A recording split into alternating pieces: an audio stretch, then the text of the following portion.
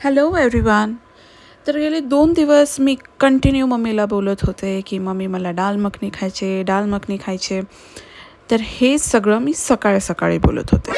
पण काल मी ठरवलं, मी रिमाइंडर लावून मम्मीला झोपण्याआधी सगळी तयारी करून ठेवायला सांगितली, डाळ भिजवून ठेवायला सांगितली आणि मग आम्ही झोपलो. आणि कोइन्सिडन्स असा झाला की लास्ट इयर ह्याच दिवशी आम्ही सेम डिश बनवली होती, म्हणजे दाल मखनी, बटर नान आणि लस्सी. आणि लास्ट इयर मी आणि भूषण डेट करत होतो, त्यामुळे मी त्याला स्नॅप पाठवलं होतं. तर त्याची मेमरी मला आली होती आणि त्यावेळेसच तो मला बोलला होता की मला मम्मीच्या हाताची दाल मखनी टेस्ट करायचीच आहे, कारण की इतकी ब्युटिफुल दिसत होती आणि खूप टेम्पटिंग वाटत होते. तर डाळ मखनी बनवणं खूप काही कठीण नाही आहे. जसं तुम्ही बघताय, मम्मीनी फक्त घरचे मसाले वापरले जे आपल्या किचनमध्ये इझिली अवेलेबल असतात. फक्त एक गोष्टीकडे लक्ष द्यायचं असतं की आपली डाळ व्यवस्थित शिजली आहे का. तर डाळ व्यवस्थित शिजल्यानंतर मग ती पूर्ण गळाली पाहिजे, म्हणजे पूर्ण सॉफ्ट झाली पाहिजे. आणि ते सगळं होताना मम्मीनी पूर्ण म्हणजे व्यवस्थित सगळ्या प्रपोर्शनमध्ये डाळ, मसाले हे ते सगळे बनवून घेतले होते. एक होता मसाला जो मम्मीने घरीच बनवला होता, त्यात हे सगळं मम्मीने शिजवून घेतलं. आणि त्यानंतर बटर, जेवढं आता बटर दिसतं आहे तुम्हाला, ते सगळं संपलं होतं by end of the day. मग पूर्ण हे शिजलं. खरी मजा तर बटरचीच आहे, बटर म्हणा, घी म्हणा, त्याचीच आहे, पण मी बटरच प्रेफर करेल.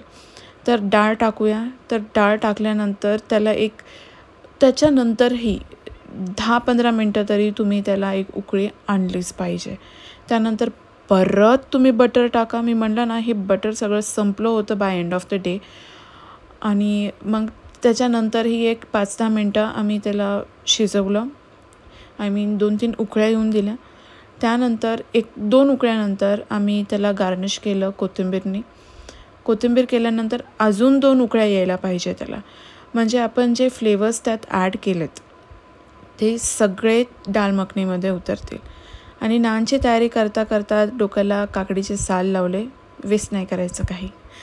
आणि आता हे नानची तयारी, मम्मीने इतकं छान डो तयार केला होता, खूप मस्त डो तयार झाला होता. म्हणजे 1-2 तासाआधी तर भिजवून ठेवलं होतं हे. त्यानंतर एकदम रेस्टॉरंट स्टाईल मम्मीने नान बनवण्याची तयारी केली.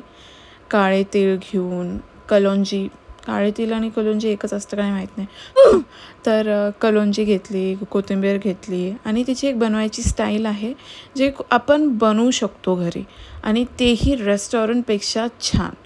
आता एक टिप आहे की हे असं खड्डे करून त्याला पाण्याने हे करून तव्यावरती टाकायचं. ते चिपकूनही जातं आणि नंतर आपल्याला उलटं करताना ते खाली पडत नाही. जसं मम्मीने केलं तसं. ह्यानंतर मम्मीने मला गरम सर्व केलं, मस्त बटर लावलं आणि काय दिसतंय ही डिश. लास्ट इयर तर बॉयफ्रेंड म्हणून बोलला होता, यावेळेस घरचा जावई म्हणूनच आला. Let's see his reviews.